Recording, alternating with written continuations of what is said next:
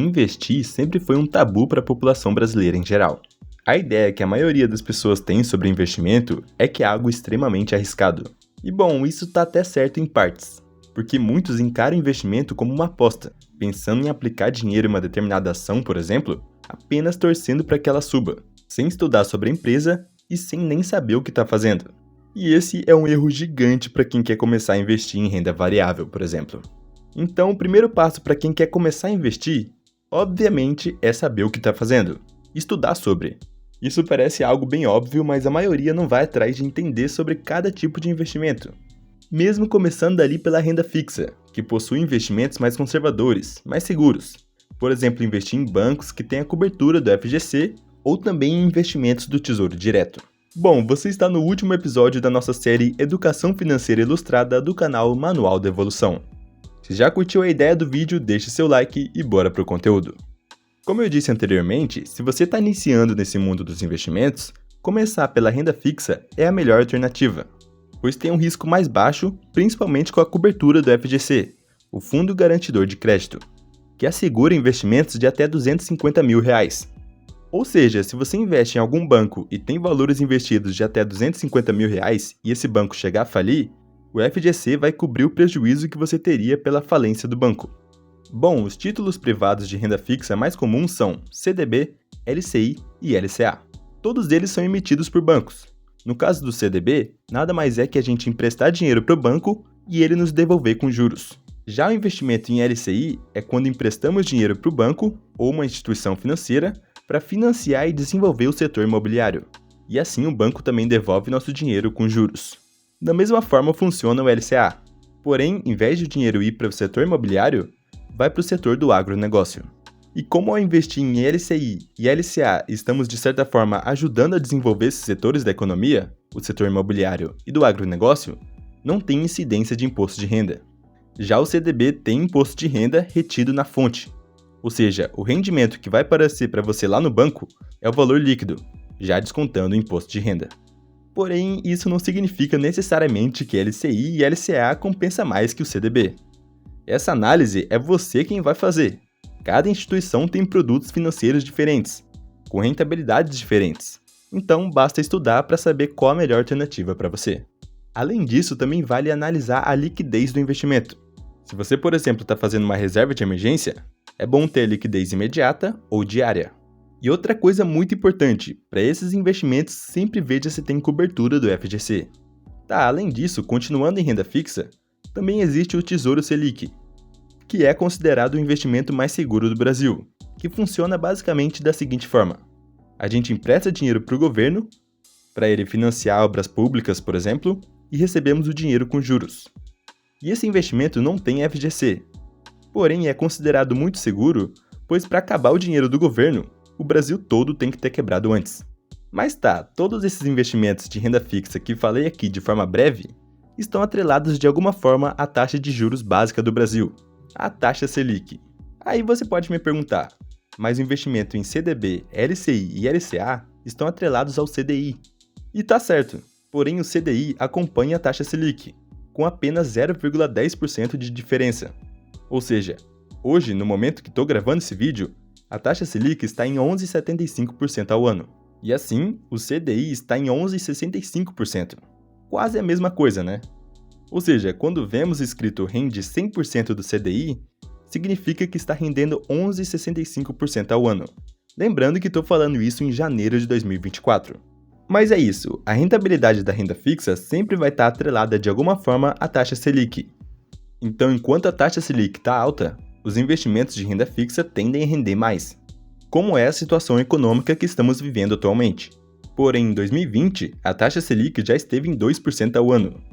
A economia sempre passa por ciclos. Bom, a verdade é que as pessoas sempre olham para o momento presente que estamos vivendo agora, pensando, a taxa Selic está alta, vou investir em renda fixa. Aí quando a Selic está baixa, como foi ocorrido em 2020, já vai direto para a renda variável, pensando que investir em renda variável é a melhor opção para o momento. Sempre indo nesse efeito manada, indo para onde o vento está soprando. E sendo sincero, temos que ter noção dos investimentos para não ficar nesse gira-gira de carteira. Porque senão imagina, você está investindo todo o seu dinheiro em renda fixa porque está rendendo acima de 10% ao ano. Aí, depois de alguns anos, a taxa Selic chega a 5%, por exemplo, fazendo com que você pense em tirar seu dinheiro da renda fixa e comece a investir em ações, porque a renda fixa está pagando pouco. Com aquele pensamento, tá todo mundo investindo em ações e elas só sobem. Por isso é sempre importante diversificar os investimentos. E o que eu quero dizer com tudo isso é que a economia sempre vai passar por ciclos. Haverão momentos de alta e também de baixa na taxa de juros. E principalmente para o investidor em ações, saber disso é essencial, porque quanto maior a rentabilidade, maior o risco. Porque ao investir em ações, temos um maior potencial de ganhos.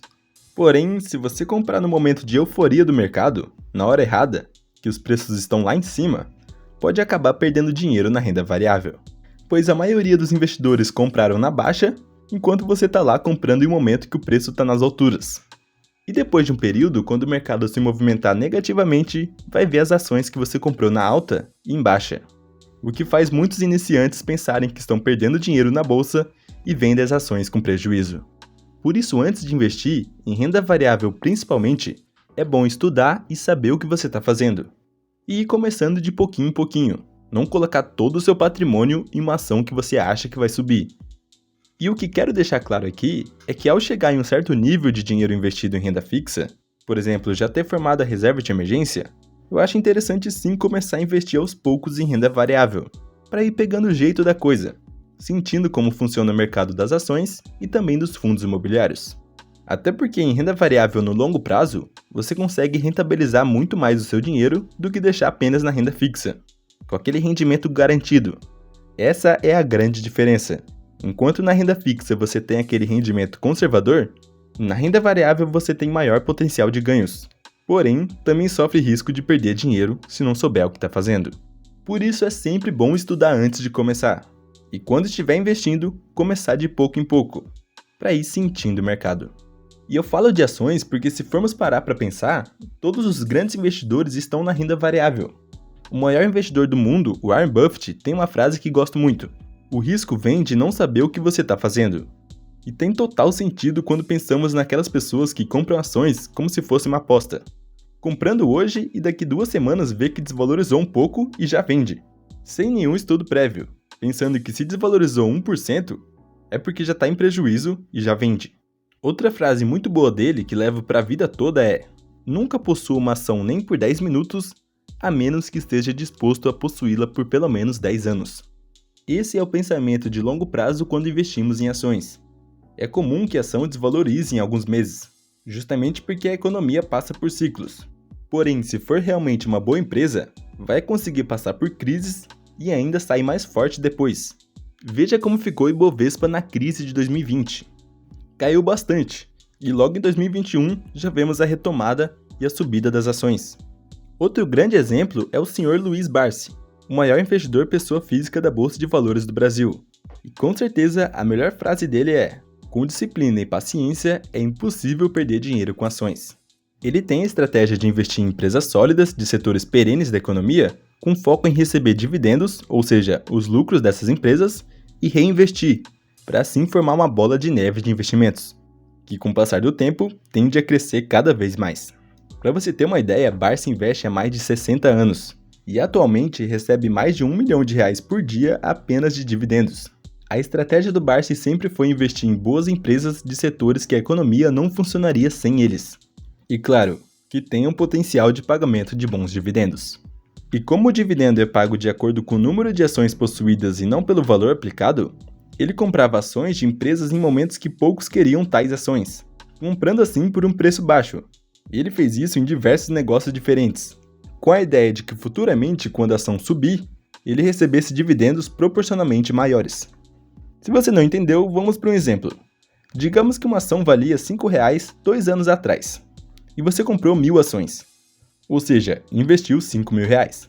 Porém, digamos que hoje em dia a mesma ação está valendo R$ 10,00, ou seja, você continua tendo 1.000 ações, porém terá R$ 10.000, porque as ações valorizaram. E digamos que a empresa anuncie dividendos de 50 centavos por ação, e já que você tem 1.000 ações, receberá R$ 500 de dividendos. Porém, vai ter recebido R$ 500 tendo investido somente 5.000, pois comprou a R$ 5,00. Agora, quem comprou 1.000 ações a R$ 10,00, recebeu também R$500, porém investiu 10 mil. O que eu expliquei aqui é a ideia de Dividend Yield on Cost. Bom, se quer saber mais, vou deixar aqui na descrição o livro do Barsi, O Rei dos Dividendos. Ele fala de forma mais detalhada sobre toda a estratégia dele. Recomendo bastante a leitura. Mas afinal, o que vale mais a pena, investir em renda fixa ou em renda variável? Cara, se você ainda não começou a investir e tem dívidas, recomendo que primeiro quite suas dívidas. Inclusive, eu fiz um vídeo sobre sair das dívidas, vou deixar aqui em cima. Depois de quitá-las, comece a construir sua reserva de emergência na renda fixa. E nesse momento já comece também a estudar sobre renda variável, vendo como funcionam as ações e fundos imobiliários.